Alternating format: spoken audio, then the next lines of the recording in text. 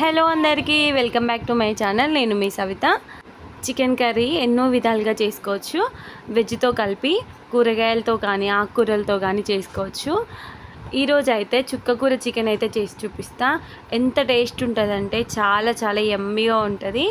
Normal chicken కంటే 100 రెట్లు టేస్టీగా ఉంటుంది. ఎప్పుడైనా ట్రై చేసుకోకపోతే ఇట్లా ట్రై చేయండి. అట్లాగే ఆకుకూరలు కూడా హెల్త్కి చాలా మంచిది. ఊరికే తినమంటే తినరు కదా, ఇట్లా చికెన్లో కలిపి చేయండి, చాలా బాగుంటుంది. ఈజీగా వెళ్ళిపోతాయి చికెన్తో పాటు. సో ఇట్లా నేనైతే చుక్కకూర చికెన్ చేశాను ఈరోజు. వీడియో కోసం అయితే స్కిప్ చేయకుండా లాస్ట్ వరకు అయితే చూసేయండి. అలాగే నా ఛానల్ ఎవరైనా సబ్స్క్రైబ్ చేసుకోకపోతే ప్లీజ్ సబ్స్క్రైబ్. ఇప్పుడైతే ప్రాసెస్ చూసేద్దాం. ఇట్లా నేనైతే ఒక 2 చుక్కకూర కట్టలు అయితే తీసుకున్నాను, ఫ్రెష్వి. ఈ చుక్కకూర కట్టల్ని ఇట్లా సన్నగా చిన్నగా తరుక్కొని తీసుకోవాలి. మంచిగా వాష్ చేసుకొని తరుక్కోవాలి. ఆ తర్వాతే చికెన్ కర్రీ కోసం ఒక 1/2 kg దాకా చికెన్ని తీసుకున్నాను. ఇట్లా 1/2 kg చికెన్కి 2 కట్టెల చుక్కకూర అయితే సరిపోతుంది. ఒకవేళ మీరు ఎక్కువ చికెన్ తీసుకున్నా ఏం పర్లేదు. ఆ తర్వాత ఒక 5-6 పచ్చిమిర్చి, అలాగే కొద్దిగా పుదీనా, కొత్తిమీర, ఒక 2 పెద్ద ఆనియన్స్ ఇట్లా సన్నగా కట్ చేసి తీసుకోవాలి. ఆ తర్వాత కర్రీ కోసం అయితే గిన్నెను పెట్టుకొని గిన్నె వేడైన తర్వాత ఒక 2 పావుల దాకా ఆయిల్ వేసుకున్నాను.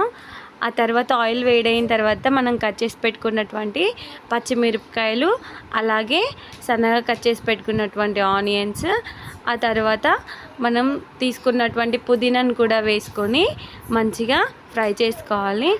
ఇట్లా కొద్దిగా ఫ్రై అయిన తర్వాత మంచి కలర్ వస్తాయి. ఇట్లా ఆనియన్స్ కలర్ వచ్చిన తర్వాత దీనిలోకి మనమైతే అల్లం వెల్లుల్లి పేస్ట్ 1 స్పూన్ దాకా వేసుకుంటున్నాను. ఇట్లా అల్లం వెల్లుల్లి పేస్ట్ వేసుకున్న తర్వాత పచ్చివాసన పోయేదాకా ఫ్రై చేసుకోవాలి. అల్లం వెల్లుల్లి పేస్ట్ పచ్చివాసన పోయిన తర్వాత దీనిలోకి మనమైతే ఒక 1/2 స్పూన్ దాకా పసుపునైతే యాడ్ చేసుకోవాలి.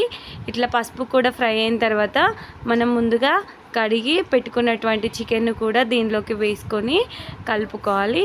ఇట్లా 1/2 kg చికెన్ని తీసుకొని దీంట్లోనే వేసుకొని కలుపుకోవాలి. మూత పెట్టుకొని ఒక 10 నిమిషాల పాటు ఉడికించుకుంటే దీనిలోకి వాటర్ అనేవి ఫామ్ అవుతాయి. ఇట్లా వాటర్ అన్నీ ఇనికిపోయేదాకా ఒక 10-15 నిమిషాలు ఉడికించుకోవాలి మంచిగా సిమ్లో పెట్టి. అప్పుడు చికెన్ అనేది మెత్తగా స్మూత్గా ఉడికిపోతుంది. చూసారా ఎంత స్మూత్గా ఉడికిపోయిందో. ఆ తర్వాత దీనిలోకి చికెన్ ఉడికిన తర్వాతనే కారం, ఉప్పు అనేది యాడ్ చేసుకోవాలి. ఒకవేళ ఉడకపోతే ఇంకొకసేపు ఉడికించుకోవాలి.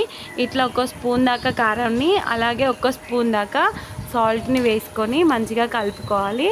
ఈ ఉప్పు కారం అంతా ముక్కలకు పట్టే విధంగా కలుపుకున్న తర్వాత ఉప్పు కారం ఉడికేదాకా ఫ్రై చేసుకోవాలి ఒక 2-3 నిమిషాల పాటు. ఇలా ఒక 2-3 నిమిషాల పాటు ఫ్రై చేసుకున్న తర్వాత ఈ ఉప్పు కారం కూడా మంచిగా ఫ్రై అయిపోతుంది. ఆ తర్వాత మనం ముందుగా కట్ చేసి పెట్టుకున్నటువంటి చుక్కకూరను కూడా దీనిలోకి యాడ్ చేసుకోవాలి.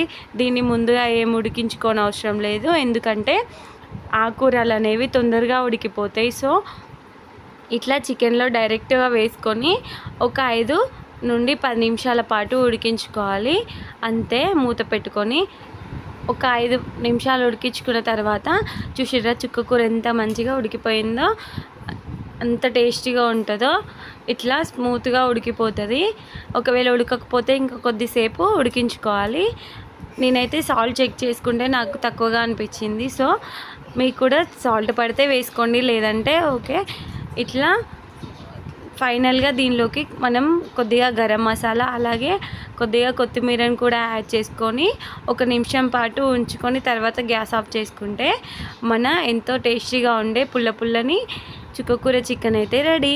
ఇంకెందుకు ఆలస్యం, ట్రై చేయండి. అలాగే ఎలా వచ్చిందో కామెంట్ చేయండి. చూసారా ఎంత టెంప్టింగ్గా ఉందో కూర. వేడి రైస్లో కానీ చికెన్ కూర వేసుకొని తింటే ఆహా అనాల్సిందే. తప్పకుండా ట్రై చేయండి.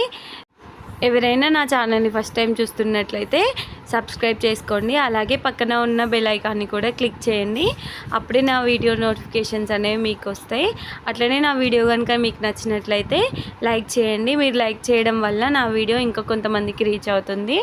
అలాగే నన్ను ఇట్లనే సపోర్ట్ చేస్తారని కోరుకుంటున్నా. ఇంకా మరెన్నో వంటలను మీకోసం పరిచయం చేస్తాను. Thank you for watching. Bye bye.